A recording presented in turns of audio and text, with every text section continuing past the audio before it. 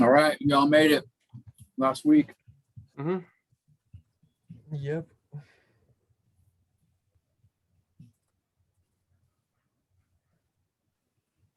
got a text from John that he went on a motorcycle trip, Evold. Yeah, and I'm missing it.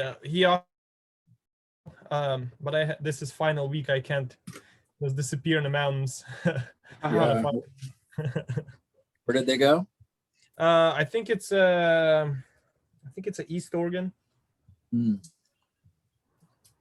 They found this like a bunch of lakes and hot springs or something like that, and they really want to ride in a group. There's like 10 people. That sounds cool. Yes, it's really cool. And they all on same bikes, all Hondas. Oh, really? Yeah.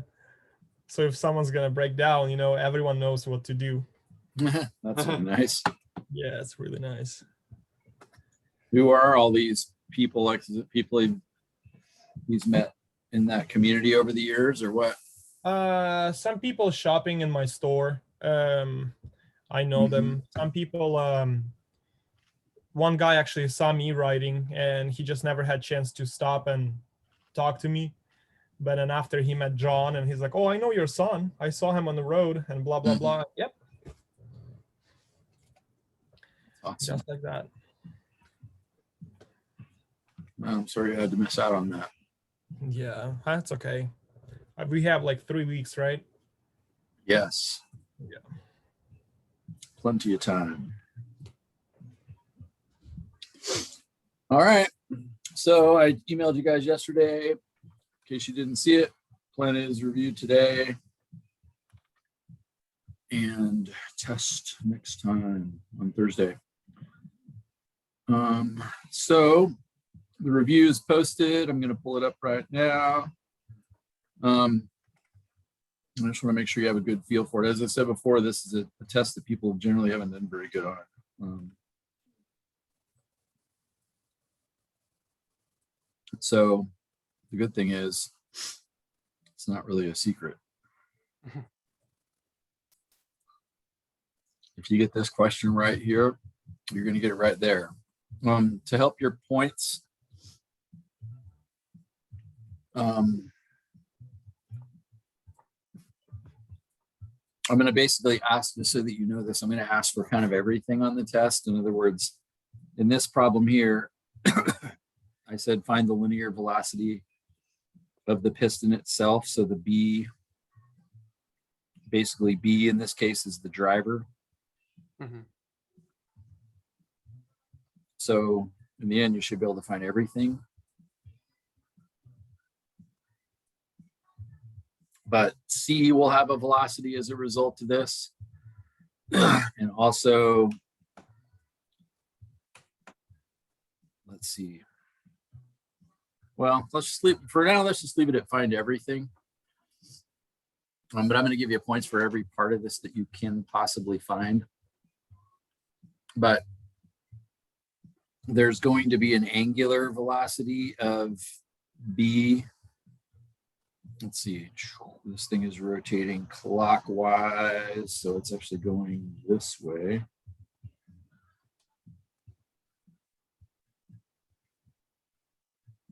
So that's going to be B as it rotates around C. So there's going to be angular, basically there's linear velocities and angular velocities.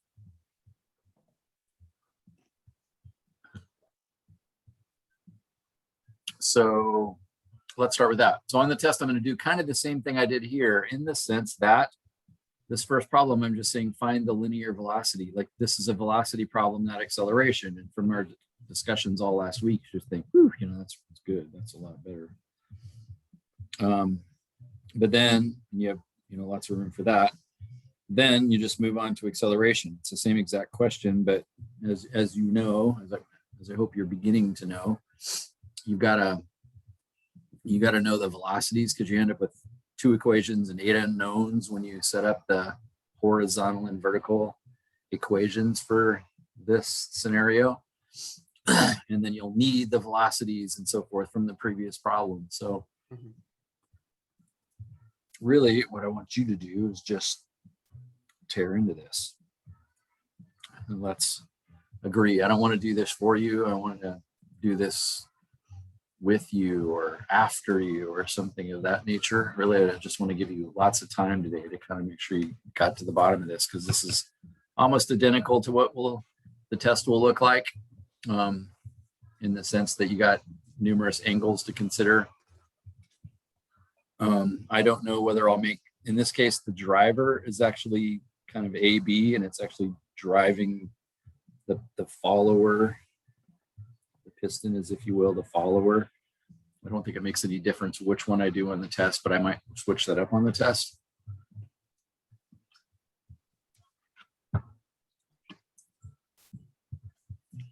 But the first thing I'm really concerned with here is whether, that we say, okay, I realize thanks to AB rotating, that means AB is the driver, C is the follower. And so, of course, I want to know what's happening down there at C. And so you say, okay, well, what's happening at C is exactly the same thing that's happening at B as a translation, which is a math word for a parallel move, plus then a rotation. Let's see, and is this B as it rotates around C? Is it C as it rotates around B? I think it's important in this to draw out what's happening. I think if you can't do that, you're going to make mistakes with this. Let's see, do I have that right? So velocity of B.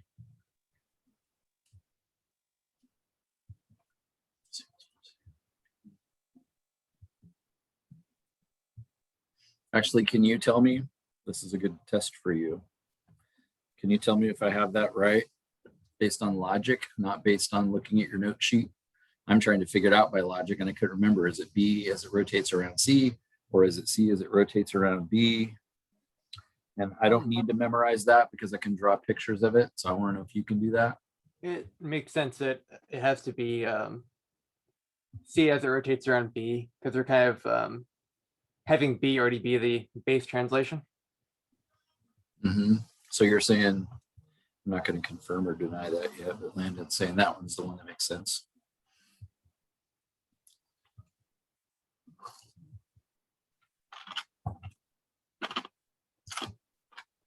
So I want to know if you can draw a picture of that statement and kind of verify if Landon's right and also kind of what's happening there.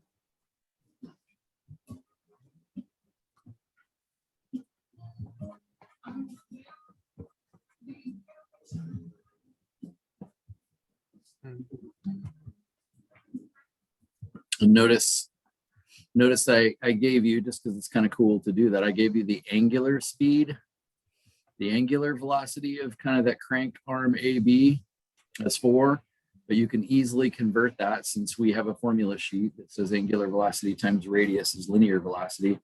So I could have just told you the velocity of B was 12, and that'd be fine too. But you can go back and forth through those two things. And so because it was rotating clockwise, then really that's the velocity of B.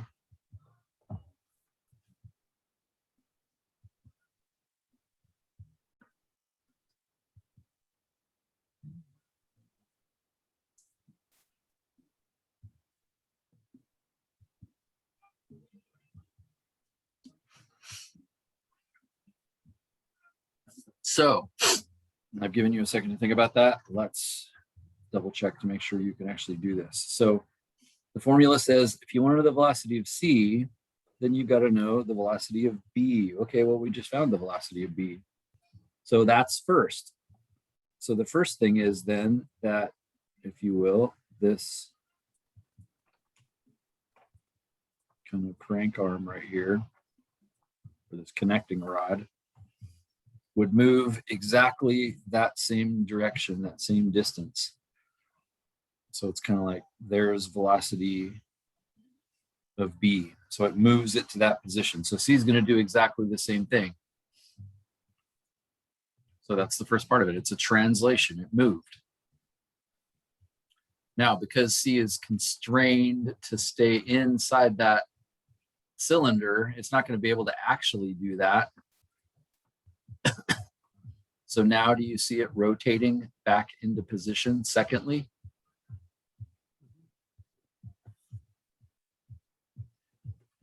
So secondly, then, this is going to have to rotate around this point over here that I'll call B prime. So it moved a little bit, and it's going to have to rotate in this position. And notice it's in that direction that it has to rotate. And it's, of course, going to rotate here. So you might say first C moves to this point, which I'll call C prime, and then it's going to have to rotate back down to here, and this would be C double prime. So in that way, with first a translation and then second a rotation, C is now in the position that it has to be in, which is still lined up in that cylinder. So C double prime is kind of the final location of it. So do you see this as a rotation of C around B? So you can steal that off your note sheet. I mean, maybe I didn't use B's and C's, but Landon was right. It's got to be C as it rotates around B. Yeah, I've noticed one thing that threw me off a little bit last week about the way these drawings are done, which is having one of the actual, what do you call them, segments, I guess, just be a line, kind of threw me off a little bit. Mm-hmm. Instead of having it like be a more realistically sized bar like the actual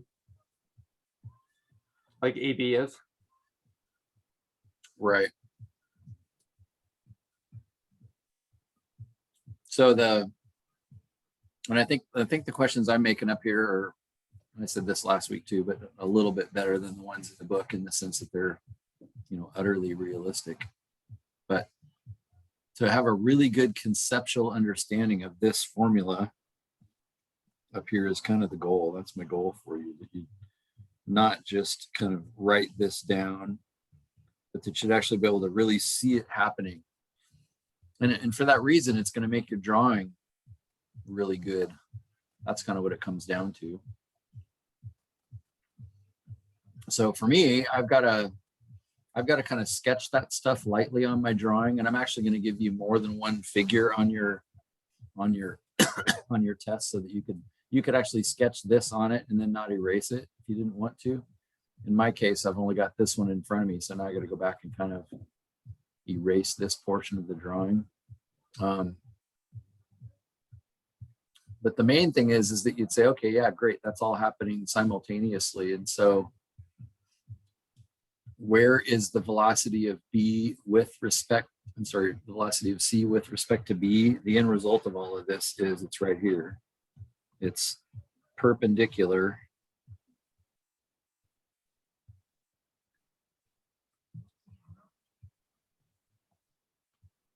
That's where it belongs. And notice I have the arrow going the correct direction, thanks to this arrow that here, because I saw that it had to rotate.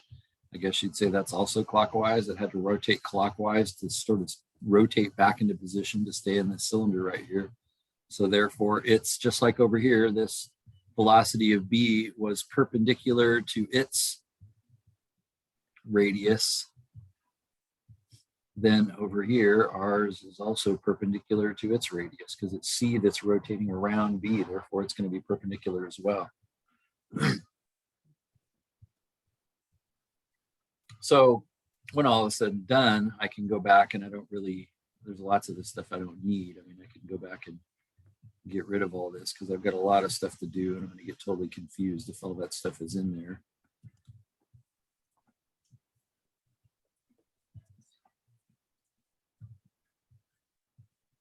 So in a sense, this is all I really need.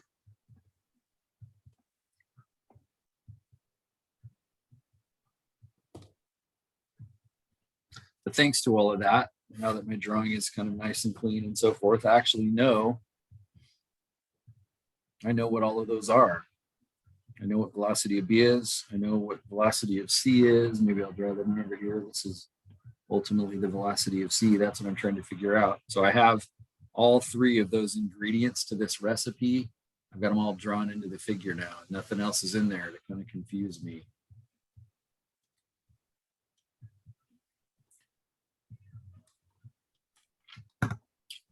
So now I'm just going to give you a bunch of time to see if you can get this question right.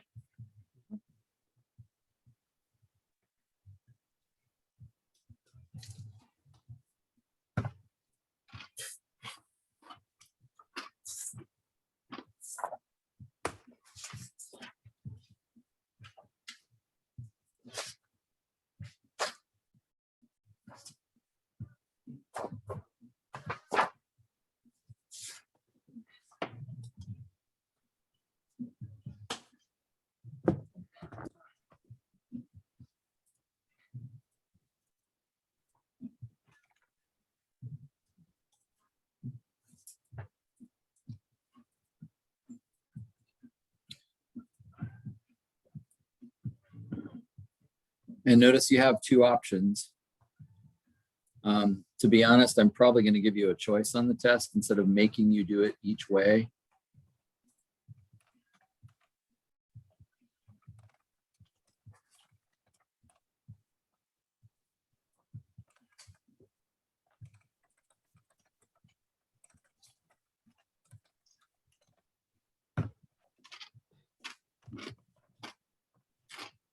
So what I just drew was the relative motion analysis method.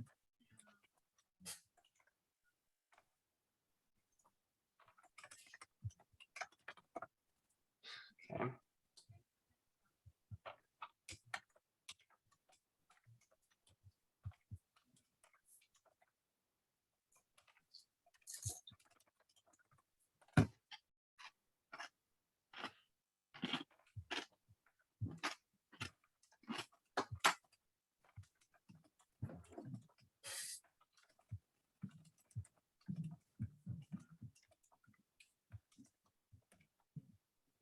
So Go ahead. looking at this from the relative motion analysis perspective, I'm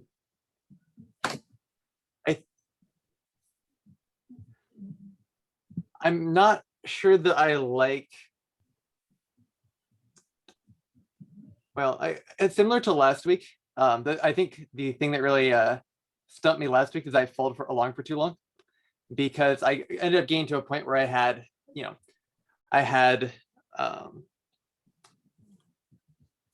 see. Shoot. Actually, no, I guess last week wasn't actually quite comparable I'm talking about now. But one thing I'm kind of inclined to do is actually break visa B into its X and Y components instead of having it just as a, the actual value in whatever direction it's in. Yeah, that's correct. And you have to, because that's the next step to this problem. You got to come in and say, okay, I'm going to list all of the horizontal equations, the X version of everything, and the Y version. So you don't have a choice. And you're right, that to your point from last week, you can think about that from the vector Yeah, I'm inclined to not Concept. even ever find the actual value for v sub b and just immediately find the components. Yeah, you don't have to. Again, you're kind of, I'm trying to keep this as simple as I can for you, but simple is sort of a relative word. It's kind of what makes sense to you. But you're right in the sense that I don't need to know velocity of bx. I need to know the velocity of b, if you will. So speeding this up or, you know, whatever is a possibility. I just think this is easier to see it this way. If you stare at this now and you say, okay, that's my basic equation, stolen from the one we started with on the top.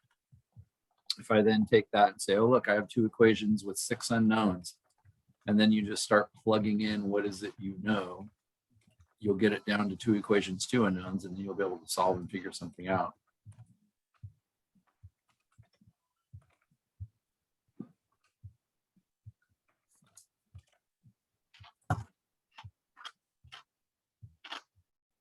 And as this question is asking, the linear velocity of piston C, that's the main thing that you want to know. And I don't want to know CX and CY, as you're pointing out, Landon. I don't really want to know those individually. I want to know them just as the velocity of C. And so, you know, can you write this in some other way that speeds that process up? You certainly can.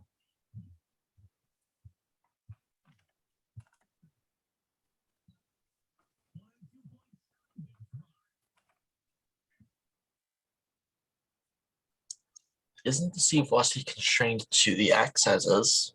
So can we just set the VCY 0? Correct. So that's what you start doing. You start staring at this figure and saying, how can I change, how can I put in? And so that just got it down to 2 equations, 5 unknowns. Since it's constrained, it isn't going to move in Y. So velocity of CX is actually just, that is the velocity of C. That doesn't really change anything, but at least the thing I'm after now is in the answer. So still has 5 unknowns. We can also get rid of the VBX and VBY with just simple like trig. Exactly. And so you don't need BBX and BBY, you really just need BB. So can you, and again, the easiest way to do this is to consider what angle V of B is at relative to the horizontal. So in other words, kind of relative to that.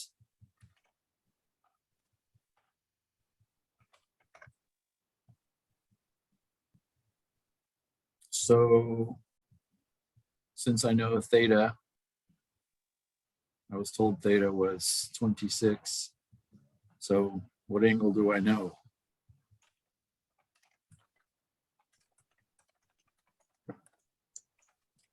The angle that you want is going to be 90 minus 26, which is like 64, I want to say. Yeah, the easiest way to do this is to kind of transfer this on down. In other words, this angle up here is 26. Well, that means this angle down here is 26. And since that's a 90-degree angle, this overall angle right here is 90. Then if this is 26, that's going to be 64. So that's the best angle that you can get for this.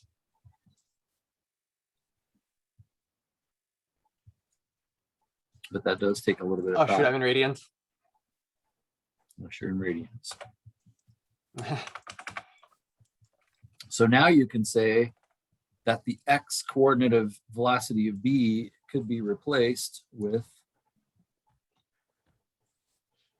the velocity of B, but modified by the cosine of 64 degrees.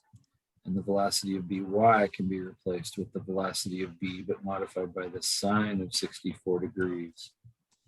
And then I look at it and I say velocity of B is up, so that means this is positive, but velocity of B is left, so that means that one should actually be negative.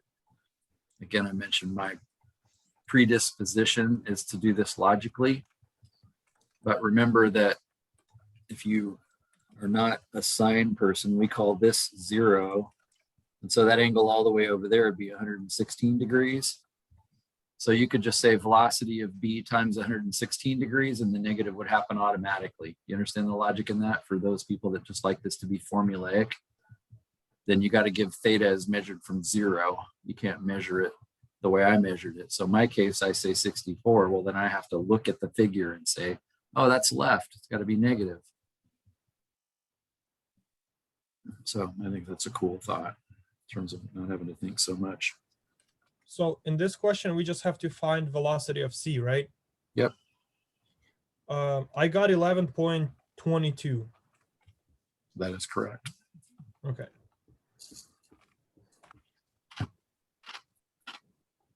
On the test, I'm going to ask you for everything though. So you should go forward. Since you got velocity of C, you should go forward and find other things. Like what else can you find? Can you find the rotational? Can you find this rotational velocity of, let's see, we said it was going that way. This thing is actually rotating that way. So that'd be the rotational speed of C as it rotates around B. Could you find that angular velocity if you needed to as well?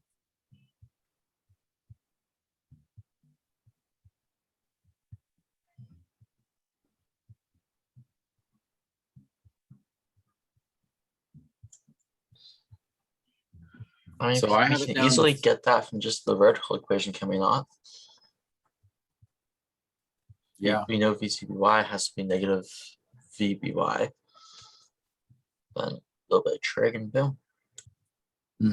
I mean, in the end, because our next move here is to do the exact same thing we just did. In other words, if I look down here and I see that the angle phi is 29 degrees, then because I'm interested in velocity of C with respect to B relative to the horizontal, since that's a 90-degree angle, that'd be 61 degrees. So it'd be best if I replace this with the velocity of C with respect to B, but cosine of 61. Again, I'm going to figure out the signs in a second. I'm going to think about that right now. And this would be velocity of C with respect to B, sine of 61. Notice I just got rid of a variable because I had CBX and CBY. Now I just have CB. And then I say, okay, this thing is down and to the left. So left, that should be negative. Down, that should be negative 2.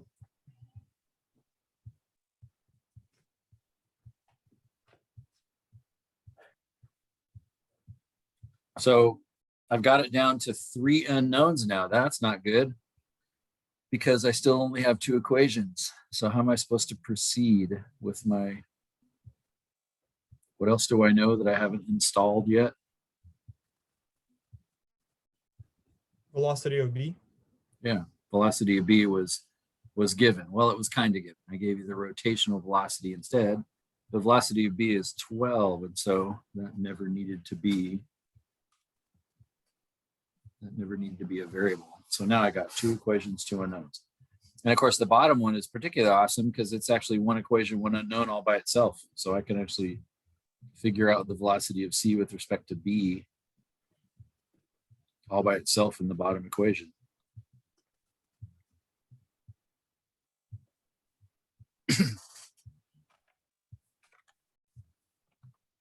And the other thing to kind of be practicing as you're doing this is think what's going to happen to my test grade if I screw something up here. Like if I look at your answers and your answers match mine, like a second ago, Evold said, I got velocity of C is 11.22. Does it make sense as an instructor? I don't really have to look quite as hard at what he did because it means he, arrived at the right answer.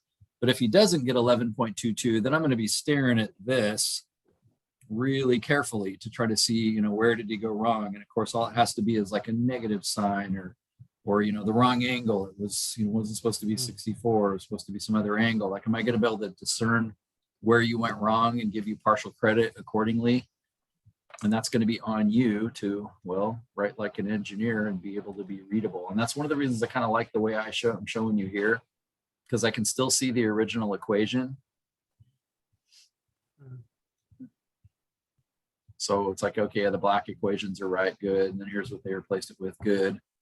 And, you know, in this case, the next thing I would expect is for somebody to say, oh, look at that bottom equation. If I add VCB to the other side, I get velocity of CB sine of 61 is equal to 12. So then I can say, oh, okay, that's easy. Velocity of CB is equal to 12 divided by the sine of 61. That's in degree mode, so I gotta get in degree mode.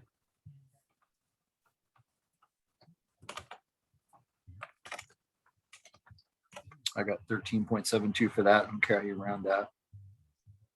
But the other thing that would be good for you as far as your grade is concerned is to do some stuff like this. You know, draw my attention to that answer, even though that wasn't, maybe that isn't one of the, that isn't the final answer or, you know, an ultimate answer. Like, at least draw attention to the fact that, hey, I just got done. I just got done with something.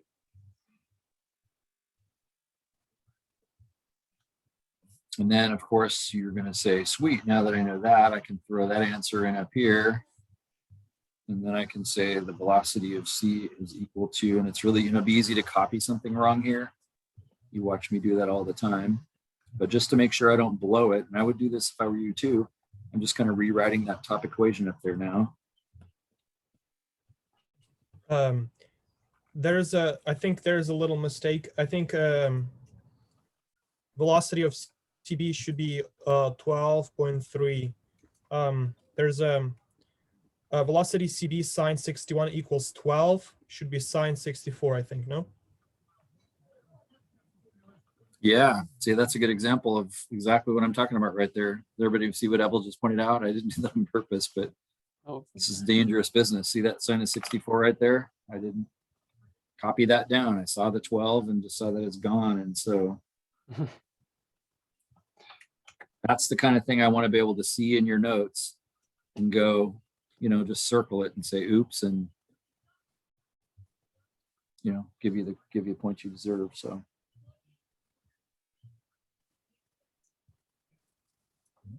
Yeah, so it should be 12.33.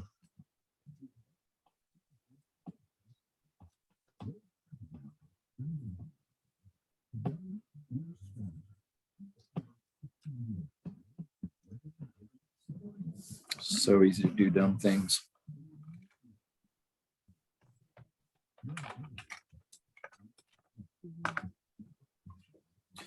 So let's see, I'm a little concerned I'm going to get a negative answer to this. It's kind of bothering me before I even type my answer in, but we'll figure that out when we get there.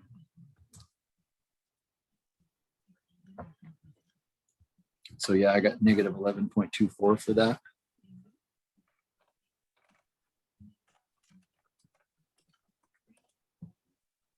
Since this question was asking for that, you know, in my language, it's kind of like I should box that because that's the ultimate answer. I think velocity of C has to be negative.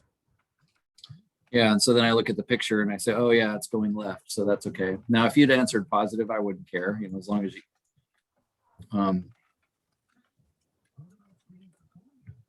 Okay. But it would be negative. It's good that it came out negative is the point. Again, if you understand the language of this picture up here, of course, if I'm rotating B in the clockwise direction, it's pulling, then that's going to pull this cable, that's going to pull this connecting rod, which is certainly going to slide that left. So it's a good thing it came out negative, is basically my point.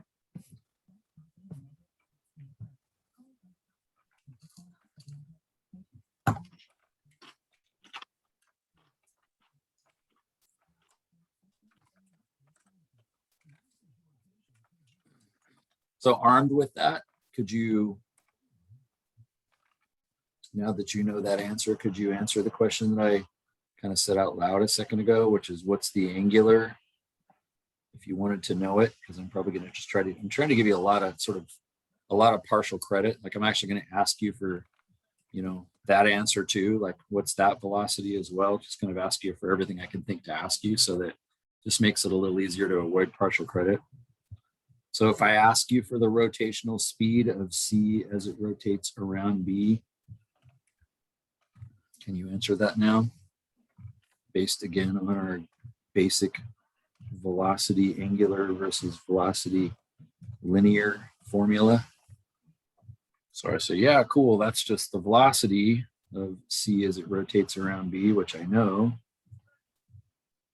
divided by the radius of CB, which I was given as 14. I could throw that in the picture back there. So if I divide that by 14, that would be its angular velocity.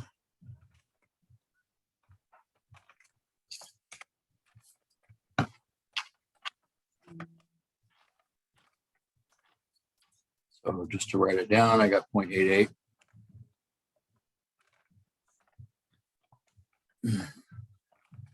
So that came out positive. Is it positive?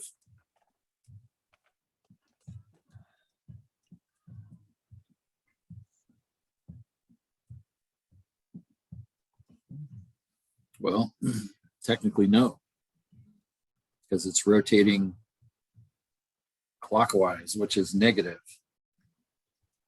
So is that something in my case that I have to arrive at based on logic?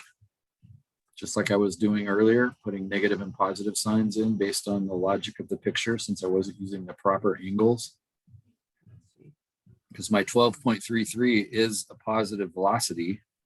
Remember, when velocities are tangent, considering rotational motion like this, that velocity of B is always positive because it's in the direction it's rotating. So this is in the direction it's rotating. It's definitely rotating in that direction. We figured that out earlier. So that's a positive number. It's not like I got that wrong. It's 12.33. And 14 is a, is a length. And so again, this is the argument for kind of, in a sense, the road Landon keeps wanting to go down, which is kind of doing this based on a matrix and having proper signs in there so that you can just take cross products and things of that nature in order to get your answers. But technically, this is actually a negative rotational velocity. I was just going to mention that because I just got my answers on that. Did you get a negative by the approach you're Yep. sort of trying to take? In fact, I'll just post what I've got because it's the other method.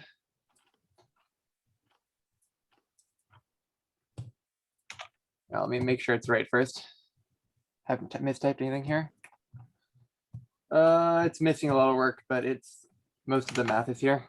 So I did a lot of it on paper.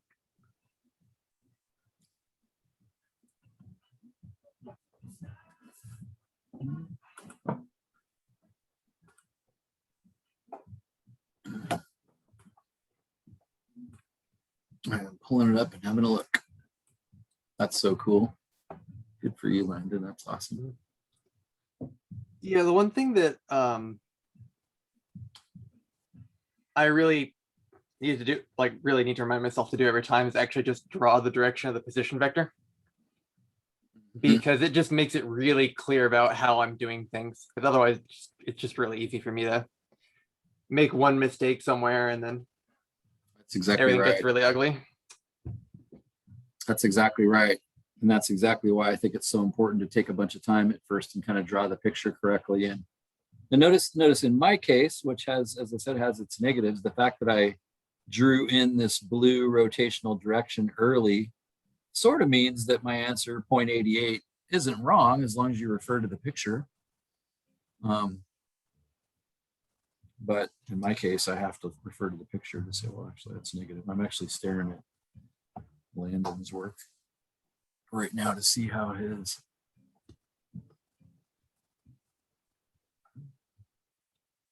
Yeah, the other part about that's kind of nice about this is that I just end up solving for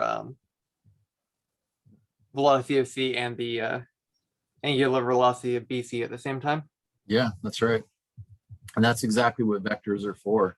And these little tools of cross products and dot products and so forth that we've ran across is to allow you to automate this process. And, which of course is ultimately in the world you and I live in, is so that a computer can do it. Because in the end, that's kind of the best part.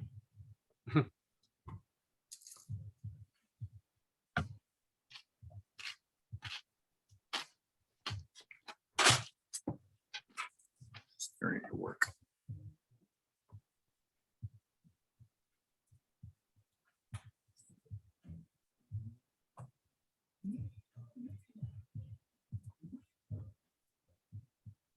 So you said your 0.88 did come out negative, right? I'm just verifying what you said. It just came out Yep. that way on its own when you solved that last matrix there. Yep. Yeah, I'm totally glad you did that, because it's just for those of you who, because the problem I have conceptually is when I stare at what Landon's doing here. I guess I'll just share it with everybody. You guys might have looked at it, but is that I find it harder to make sense of that. And that will work awesome as long as I kind of, like Landon said, have all my vectors drawn the correct directions, because he's got negative signs in all of these matrices up here that he's taking cross products of and so forth. As long as you have your arrows going the right way so that your signs are correct, and the crunching of it's going to pop out the cross product, and produce an answer. It's just harder to see, like, is that working? Don't you find that way? Yeah. Well, that's why my paper always ends up having like 5 little triangles on it, Mm-hmm. just to make sure I'm not getting any of these components in the wrong direction. Absolutely love that. That's so cool.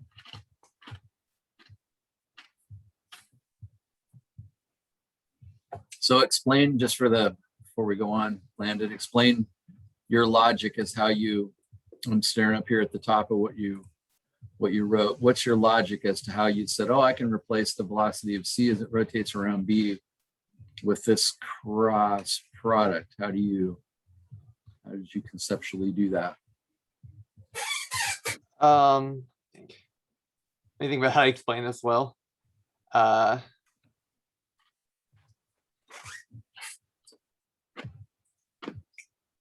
Because notice the formula, VCB equals angular BC times radius. Isn't that the basic linear to angular velocity conversion formula? Mm-hmm. You just replaced linear velocity with angular velocity times radius.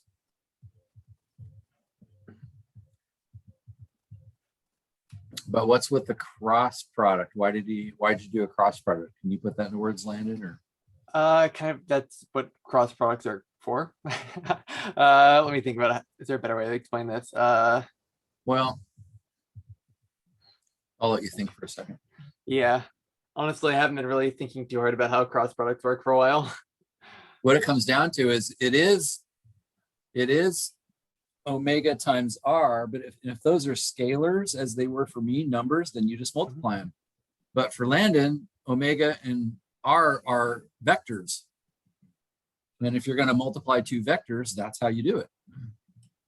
Cross product. So he's getting a vector answer for that. And everything I'm writing down, the reason I switched everything into X and Y is because you're having to look at, the X direction and then the Y direction. Well, that's what vectors do. And so you're taking advantage of the properties really of what Yeah, the only conceptually kind of weird thing to think about is actually the K component, the rotation B and K, in which direction that's going. But if you just think right hand rule, it's going clockwise, so it's pointing down, negative. Right. Good job. Or counterclockwise positive, clockwise negative as usual, but right hand rule always helps me keep things straight. Yeah. So that's the thing about that technique, if you will, is you've got to have, rules about how signs work, and right hand rules one of those. So good for you. I'm really impressed, Landon. That's awesome.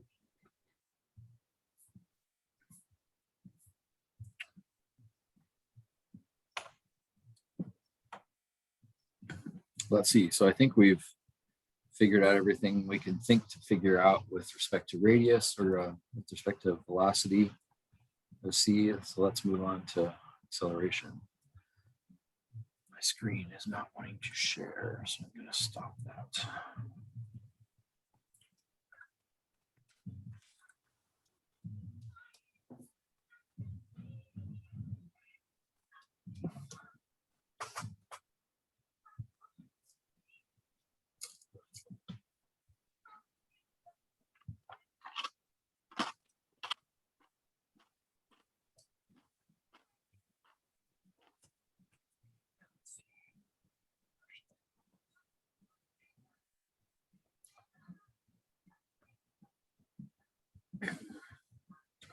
So I'm either answering these or I might save them for later.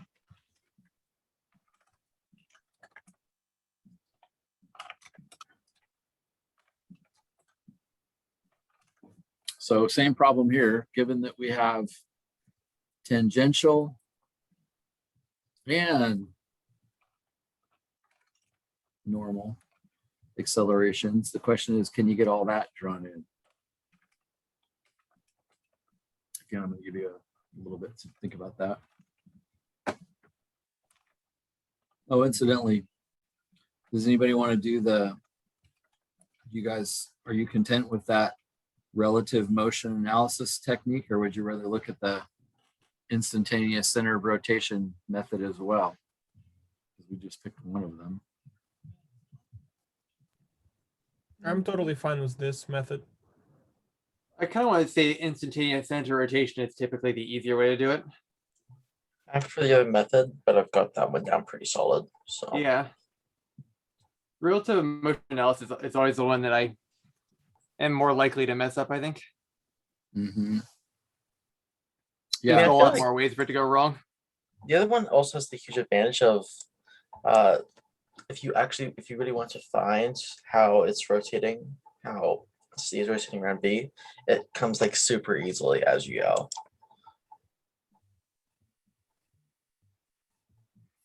So,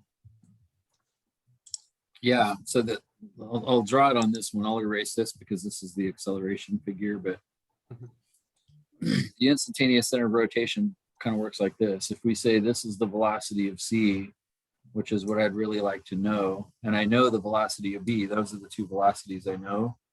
So it's those that I'm taking off from perpendicularly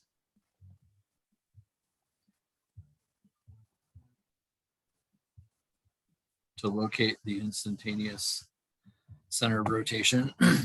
Because at least again, for that instant, they're both rotating around that exact same center.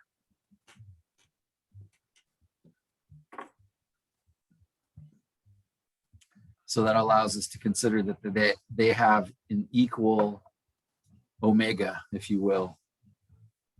So this omega, say omega B,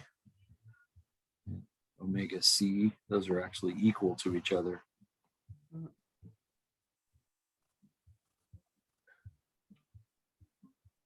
So if that's the case, since omega is equal to velocity divided by radius, then that's kind of where I'm going to go with this. Then I could say, okay, the velocity of B divided by the radius of BI, in other words, its radius, is going to be the same as the other velocity, the velocity of C divided by its radius. So that'd be from C to I. So since I know that the velocity of B, we said earlier, was 12, then it just comes down to kind of do the geometry to get those two radiuses figured out, given what I know. Well, let's see, what do I know? Well, I know this is 14. So I know that length. I guess I know this angle. Since phi is 29, then I know this angle down here is 61 degrees. I need to know three things about that non-right triangle. So I know 61 now. And let's see, that other angle theta is 26. And so this is a little trickier. Yeah. That means that angle would be 26, but not the whole angle, just that angle. And again, that's kind of that Z concept. This angle is going to match this angle. Well, the same thing is true down below. If that phi is 29, then isn't this angle up here also 29? So that angle total up there is actually 55 degrees.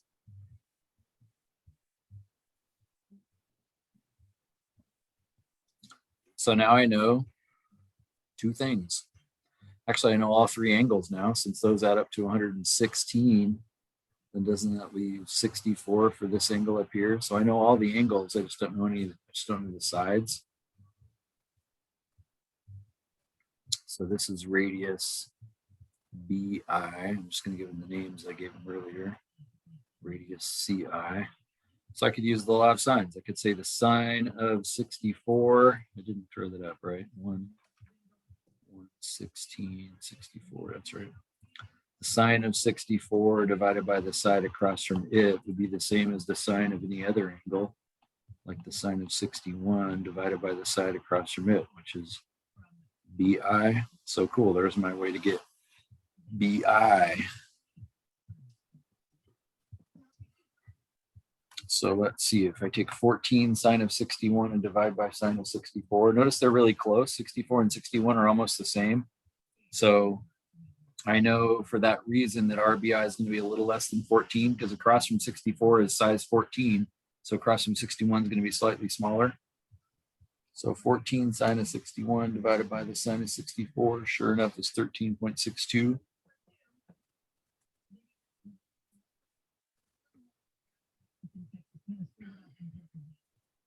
And then, of course, all I got to do is replace that angle with 55. If I replace that with 55 and I replace this with the radius of CI, then I'll get the same exact answer. So I just have to rerun that, replace 61 with 55, and I'll get the other answer, which is 12.76. And that all fits because 55 is the smallest angle, so across from it should be the smallest side. So now I know everything I need to know. 13.62. 12.76, and now all I have to do is solve that proportion.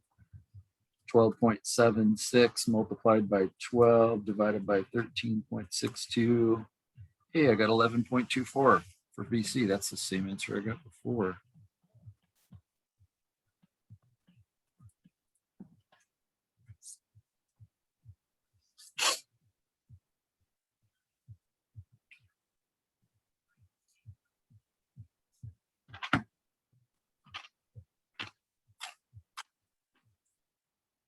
You understand the strength of this, the strengths of this method, or if you're a little more geometrically strong. But notice I never even had to figure out this velocity of C as it rotates around B thing. Never even had to do that. That's what's kind of cool about this method. I don't really have to consider that at all. I'll just make them rotate around the same location and then let that proportion take care of it for me. So that's kind of cool. I'm going to have to erase that. So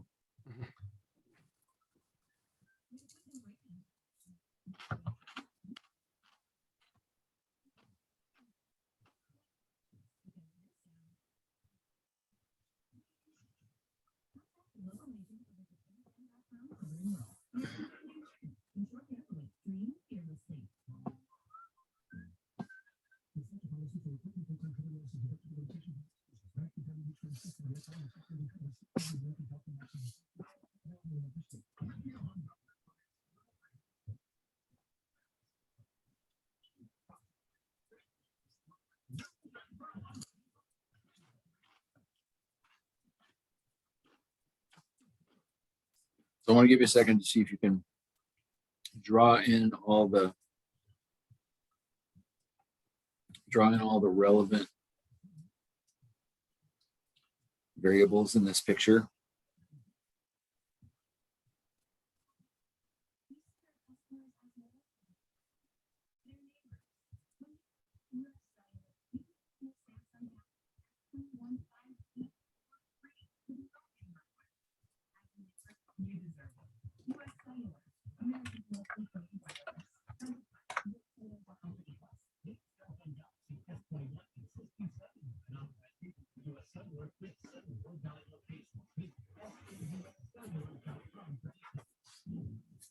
So the key, of course, is recognizing that there is tangential and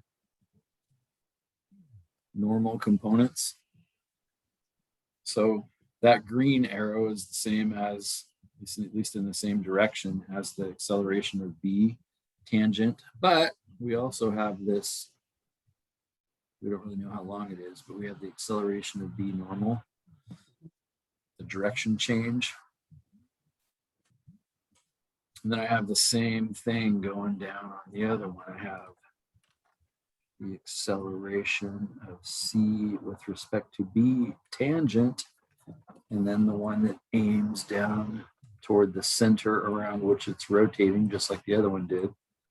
that's acceleration of c with respect to b normal.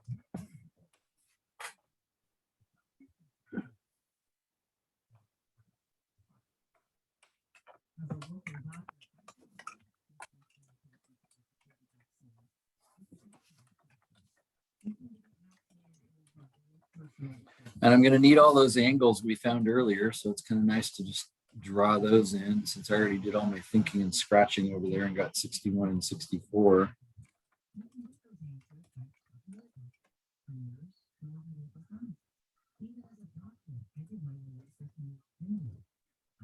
think that was the 64-degree one, though.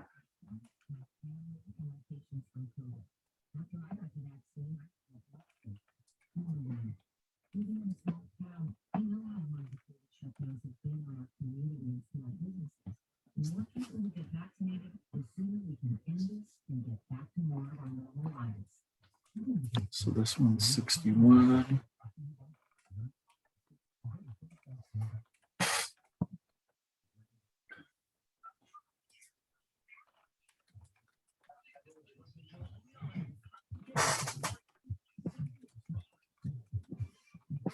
And you may notice that because we have more, I don't know, more, like what am I going to do with this acceleration of Bn over here? Well, that's actually at the theta. So I kind of need this angle too. And the same thing is true down on the other end. The fact that phi was 29 degrees, I'm actually going to need that 29 degrees when it comes to kind of breaking ACBN into its XY components. Again, if you're careful to measure these only from the horizontal, so my measurements, my angles are only measured from horizontal, then that means all of my X's will be cosines and all of my Y's will be sines. You don't have to do it that way, but that's just kind of cool to do it that way. It's a good way to check your work.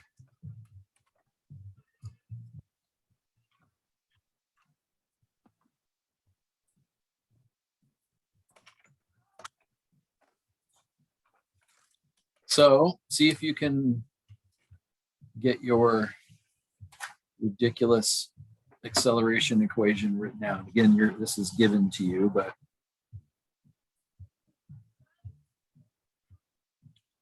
basically in this case, we're trying to figure out what effect B is having on C. B is the driver. So ultimately, if I want to know what's happening down there at C, then we said, hey, that's the same as the acceleration of B plus the acceleration of C with respect to B.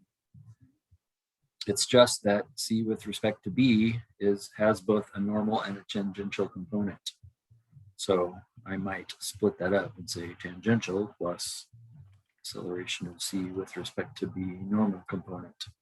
So really this is the kind of the guiding equation, doing this by the relative motion analysis technique. That's my guiding equation. And so I just need one of those with X, one of those with Y, and I'm going to have 2 equations and 8 unknowns.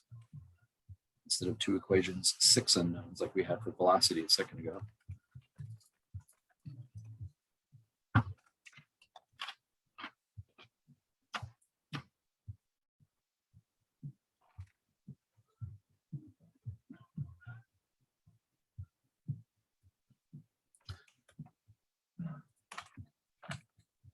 But the challenge of this test is going to be, I'm not just going to give you another question that looks just like this with slightly different angles. Like I'm gonna change it around enough that you have to be able to think.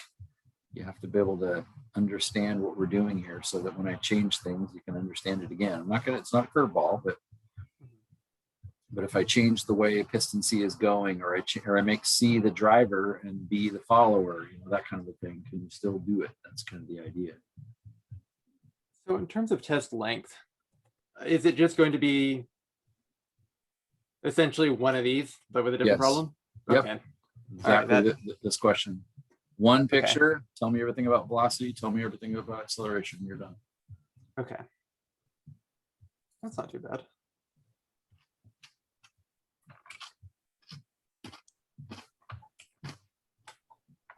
Why'd you have to say that, Landon? Oh, it's not too bad. That's not bad. It'll be a big deal. I mean, it could be like 5 of those. That would have been really ugly. How dare you state such a travesty?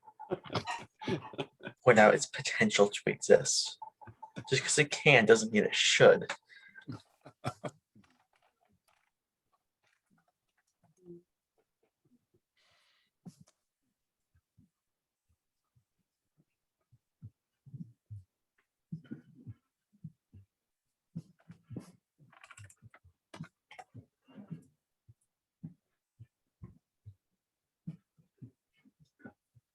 What's kind of cool about this too, that you might want to consider adding to your figure, is the fact that we actually know lots of this stuff from the previous work we did.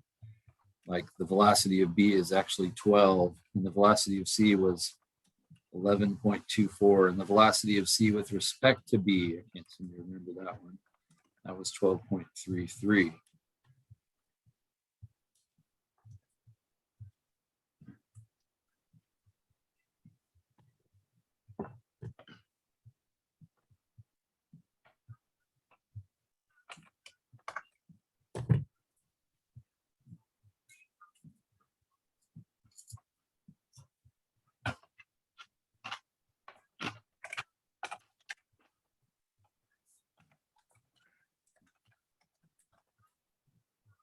And then this angular acceleration being 2 radians a second, remember that's connected to linear acceleration in the same exact way by just multiplying it by the radius.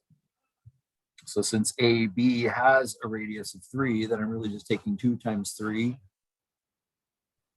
So that means acceleration is 6 meters per second squared. But wait, which one is that?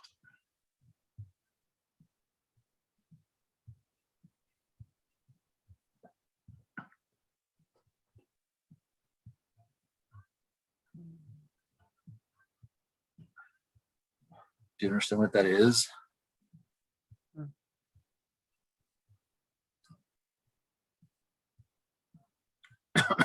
Yeah, because you still have to worry about the other component, right? Right. The tangent component of the acceleration, Well, or that's the kind of my inflect. point. Should the normal. What? Which one is that 6? Is it one of the ones we cap? Is it one of the ones I have labeled down here and all these red and blue? Is that should be B tangent acceleration? That's right. Should be tangent.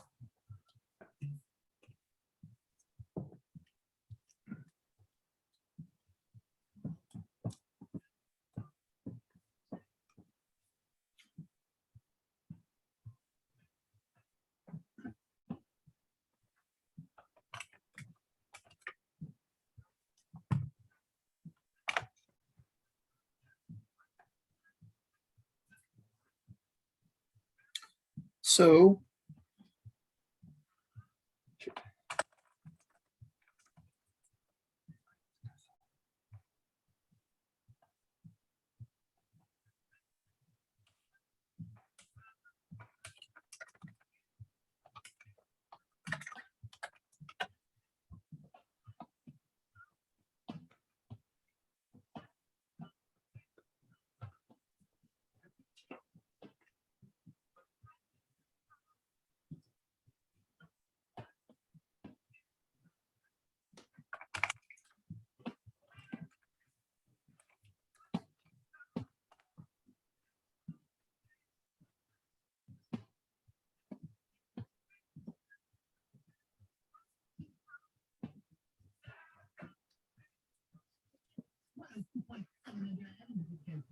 We still can find CB normal, right?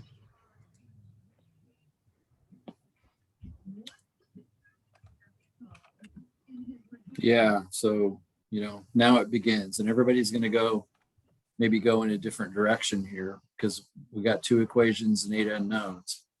But now we're in the same spot we were, which is just to go start figuring stuff out. So Evelyn's first thought was, we can still find normal, right? Like, what do you mean by that? Well, we do have acceleration. Oh no, sorry, velocity, CB, and we have a radius, so we can find a normal. Yeah. These formulas. Yep. Should be increasing here. So we're making big use of these formulas, but this one right here is what Evold's referring to. And mainly it's, I mean, the easier one to use is probably that one. So in other words, linear velocity can be turned into normal acceleration. All you need to know is the linear velocity, which we already figured out earlier, and the radius. And I'll know the normals. And so those are things I can figure out right now. That's exactly right. And at the same time, we probably can find the B normal as well, right? That's right. Okay. So for that reason, we're going to be able to find the acceleration of B normal, and we're going to be able to find the acceleration of C with respect to B normal using that formula. So those aren't going to be actually permanently unknowns. Those are numbers. I could find those right now. That's exactly right.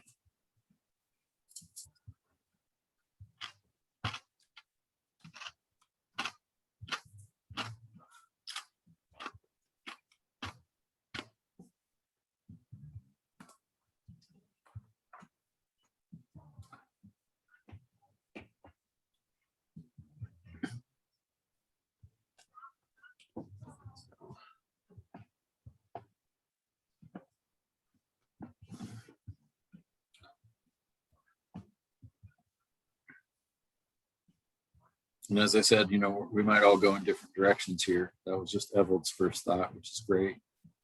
But you don't necessarily have to start there. You could be starting somewhere else.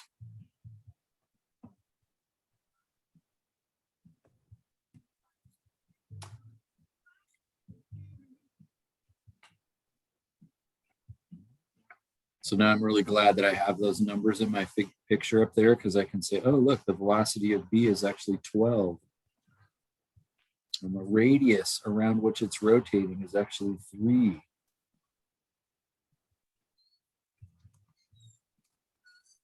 So I get 48.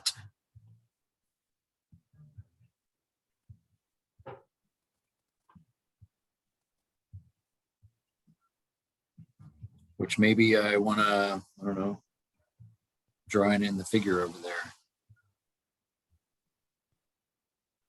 Maybe it helps to see it in the figure.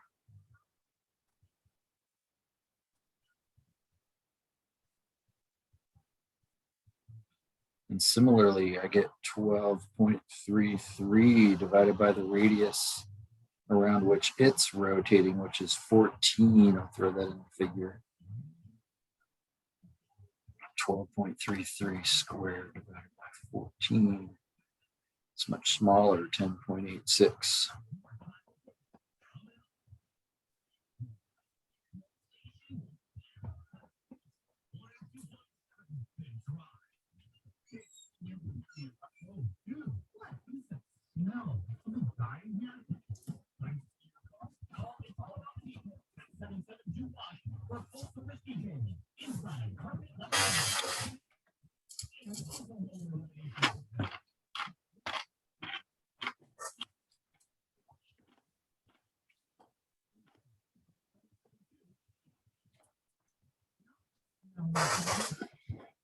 So the question is, you understand what to do with that? You understand, just like before, that I can then come to this formula right here and say, oh, acceleration of C with respect to Bn. Hey, that's 10. 10.86. But I need the horizontal component of that, which is the cosine of 29 degrees.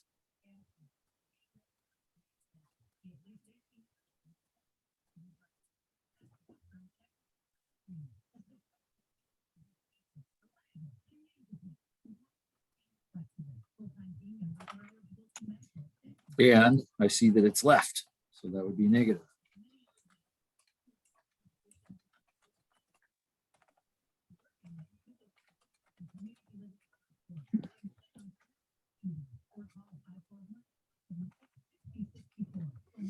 And similarly, down here, I'd be doing the exact same thing.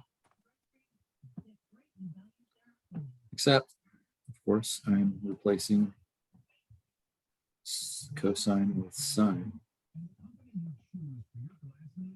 And then I'm looking at this saying, oh, that's actually up. So that one's positive. You could either write nothing or put a plus sign there. So that's pretty cool because now I don't have 2 equations, 8 unknowns anymore. I have 2 equations, 6 unknowns. Those are both actually just numbers. So that's really cool.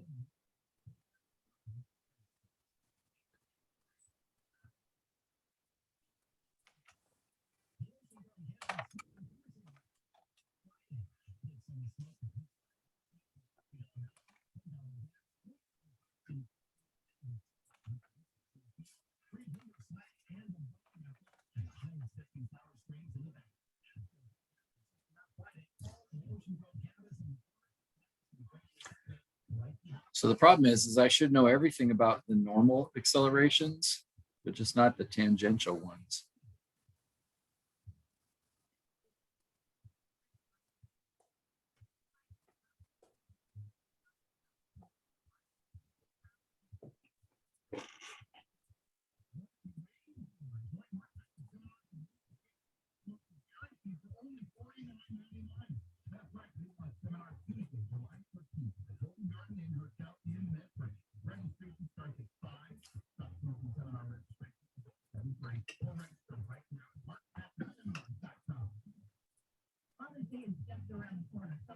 So can you do the same thing with other locations now? Like acceleration of B at X. Can you look up there and just look at B and say, well, how's B accelerating in the X direction? Do you notice that tangential and normal are making a contribution to that? In other words, the acceleration of B with tangential in the X direction would be modified by the cosine of 64 degrees. And that'd be negative because it's aiming left.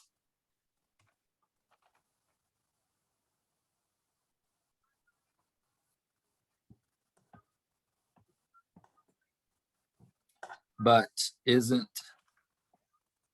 N making a contribution to that as well? It's going to the right, so it'd be positive. So it's acceleration of B in the normal direction, but it's modified by the cosine of 26.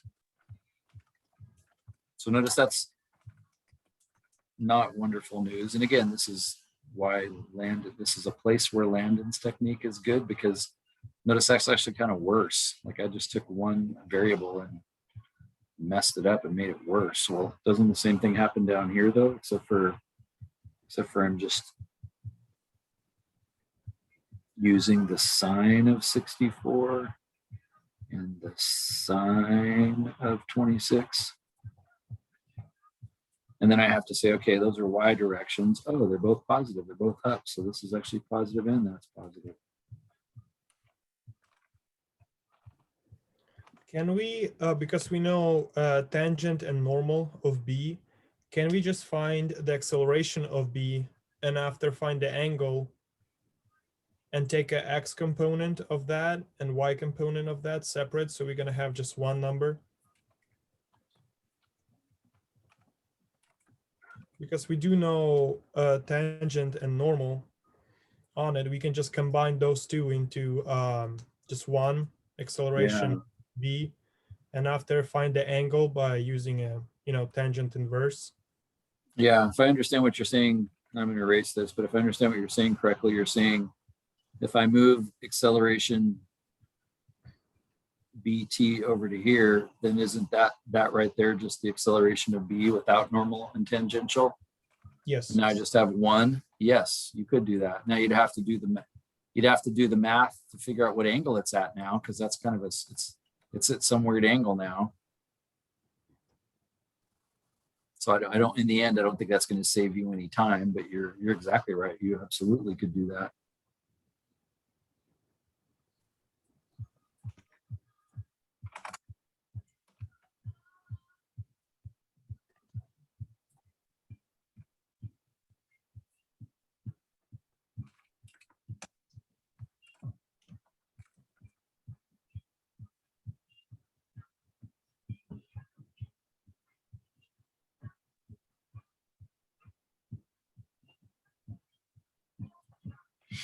So that's what happened up at B.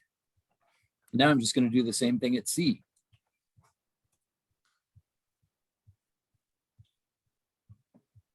So I made C blue. So what's happening down there at C? Well, notice those are both numbers. As a matter of fact, acceleration of BN we knew was 48. So I really should have put 48 here because that was not a variable. We figured out that was 48 a minute ago. So let's use it.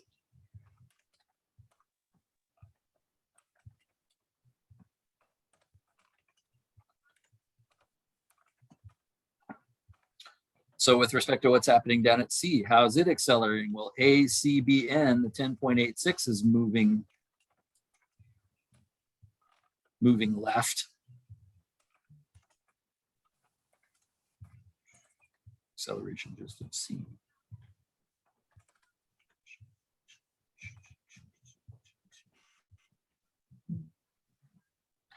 So I'm thinking about this because we already did 10.86.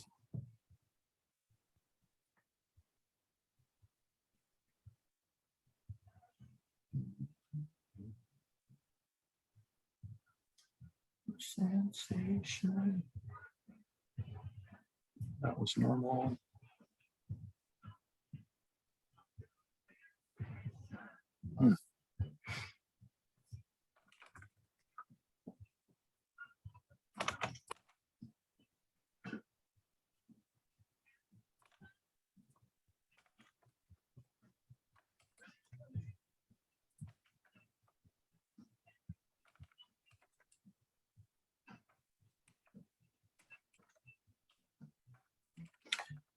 So this time I'm looking not so much at, because remember, and this is a little tricky because I had to stare at it for a second myself, but this was A C with respect to B. This was A C with respect to B. So, you know, that's these two, C with respect to B, C with respect to B. This is just C itself over here. In other words, this is just that it's constrained to go horizontally. So it actually could be accelerating horizontally. And you could say, oh yeah, that actually would be the same as the acceleration of C. It'd be negative because it's left. And then because it's constrained not to go up and down, does it make sense it's acceleration just of C, not of C with respect to B, but just of C, it's not going to go up and down at all. So it can't be accelerating in the XY direction. So that's actually got to be negative. And so it's going to be 0.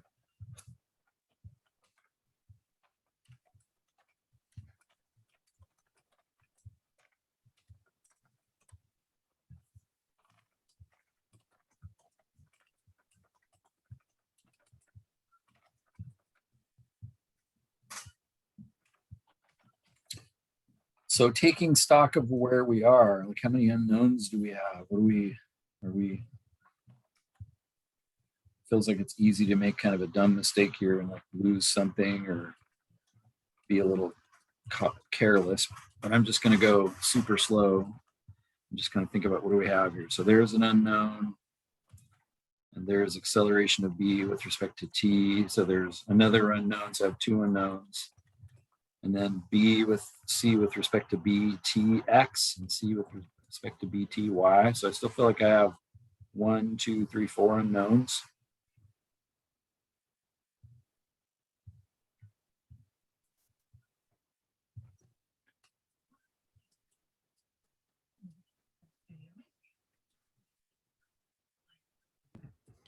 Acceleration BT is going to be 6. Correct. So there's one of them. Acceleration of BT was 6. So that's something I, in a sense, could have filled in before. And I probably would have if that would have occurred to me. So I still have 3 unknowns, but remember these also can be modified. I guess I'll use green. In other words, acceleration of B with respect to T. So I'm only looking at this one right here. But if I want that in just the X direction, couldn't I just rewrite it as the acceleration of C with respect to BT, no X in it, but just modified by, well, the cosine of 61? and then note to myself that that thing is facing left. So that would be negative. And similarly for this one, then that's down, that's going to be negative as well, but it's modified by the sine of 61. So that's just acceleration of c with respect to b tangent modified by the sine of 61. And it's also negative. I finally just have two equations, two unknowns. I'm a little nervous to rewrite them because I'm afraid I'm going to get it wrong. So negative acceleration of c equals negative 6 cosine of 64 plus 48 cosine of 26. And then minus acceleration of b with respect to ct cosine of 61. And then minus 10.86 cosine of 29. So that equation has an unknown here, an unknown there. So that's my vertical. I'm sorry, that's my horizontal. Vertical 0 equals, Oh, shoot. 6 sine of 64 plus 48 sine of 26. That's acceleration of by minus acceleration of c with respect to b tangent modified by the sine of 61 plus 10.86 sine of 29. Staring at the unknowns, I have happily only one. The other thing I'm staring at really quickly here is just, is there any kind of a pattern? In other words, just to make sure I didn't write something down wrong. Like notice cosine of 64, sine of 64, cosine of 26, sine of 26. Like they're all present. Those are connected, those are present. And then I look at this one and I say cosine of 61, sine of 61. Yeah, those are a match. And then this one is cosine of 29. This is sine of 29, 10.86. Those are a match. And so it just looks like I see ingredients from each one. So I feel like I didn't screw it up.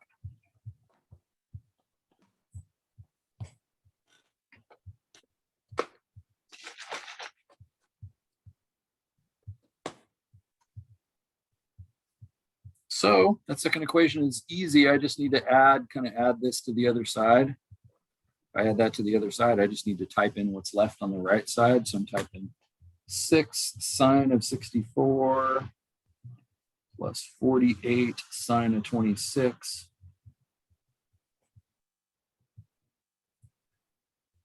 plus 10.86 sine of 29. I get a number, and then I divide by the sine of 61, since that's what's on the other side. Divided by the sine of 61, I get 36.24. That's the same thing I got last time. So I got acceleration. I think I'll just erase that. Acceleration of c with respect to the tangent is 36.24. That would be meters per second squared. So that feels important.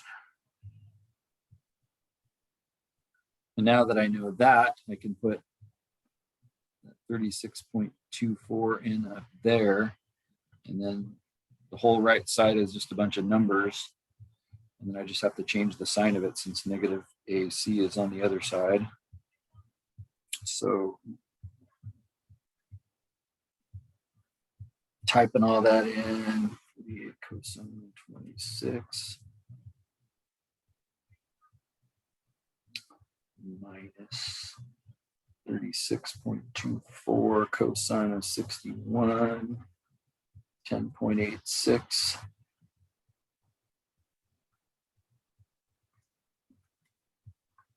Cosine of 29 And that gives me acceleration of C is negative 13.44.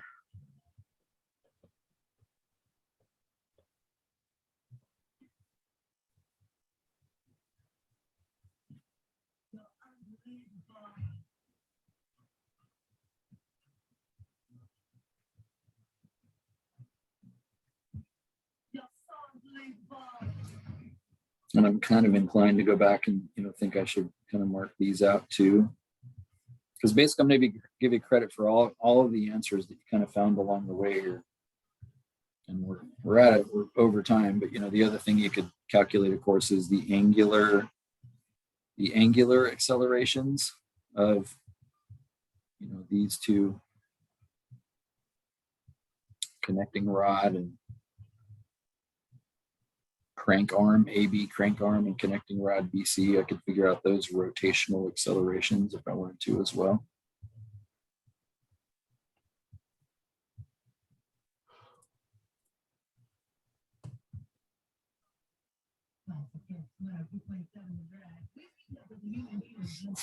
What do you think?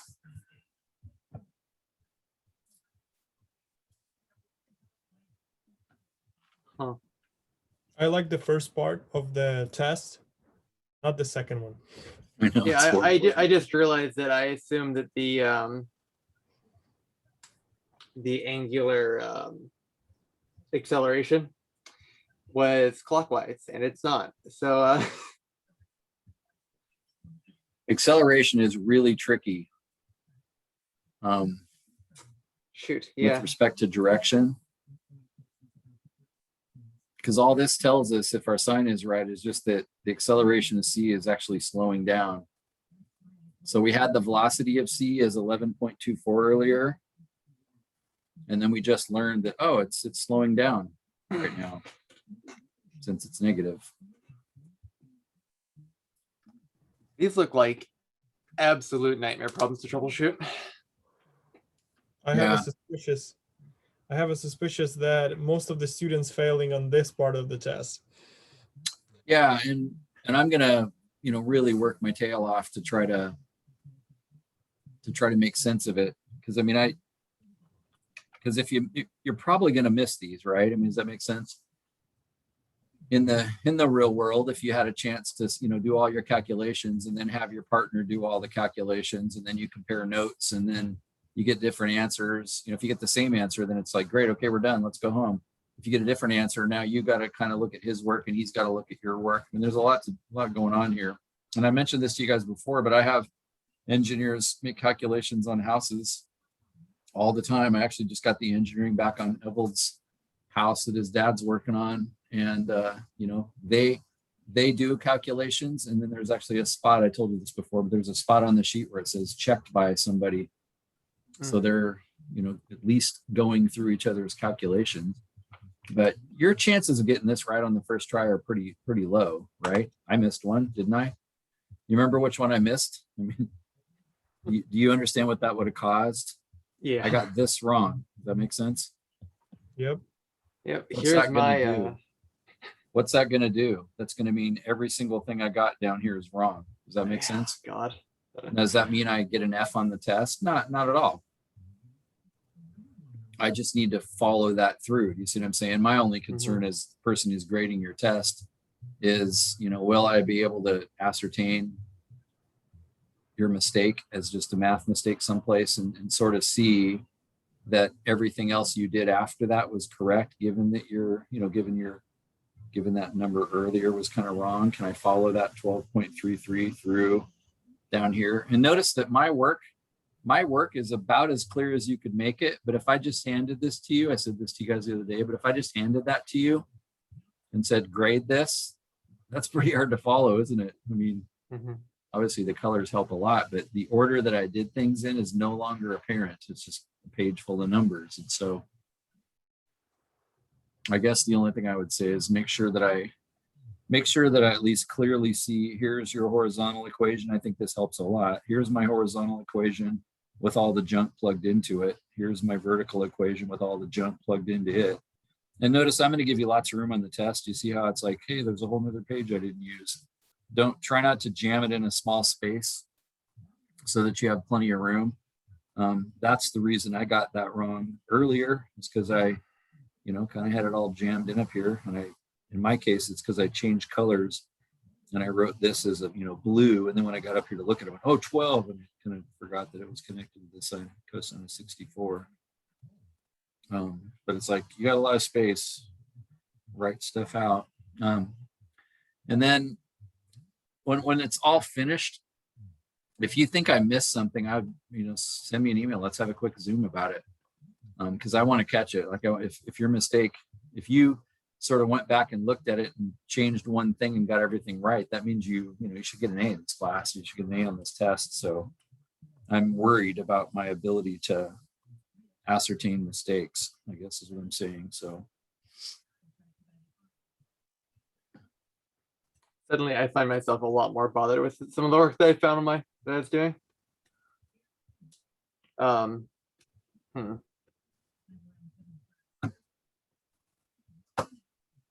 But you can see why, this will be the hardest test. It's not like anything we did here is innately hard, but everything just depends on other things. And, even not being able to read your own handwriting or just putting the wrong number in the wrong place. And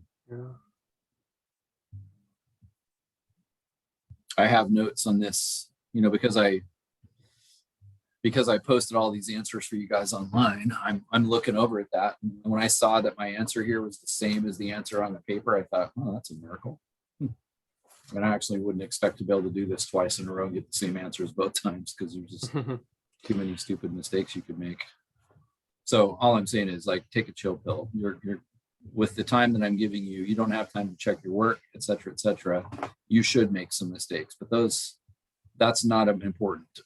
It's just conceptually, can you, are you working doing this basically the correct way? And if you make a math mistake, fine. I'm just going to decide accordingly. It's, did you entirely leave something out? Notice all the modifications of sines and cosines and so forth. If you left that out, that's less good than, an obvious mistake.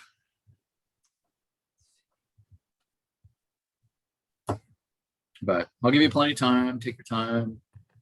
Yeah.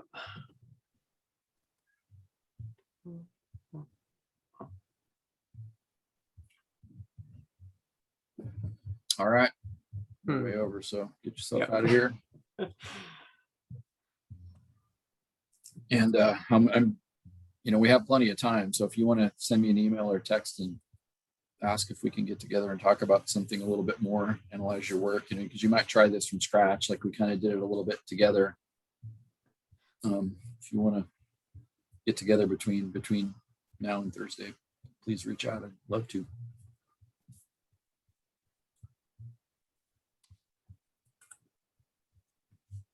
Yeah, I'm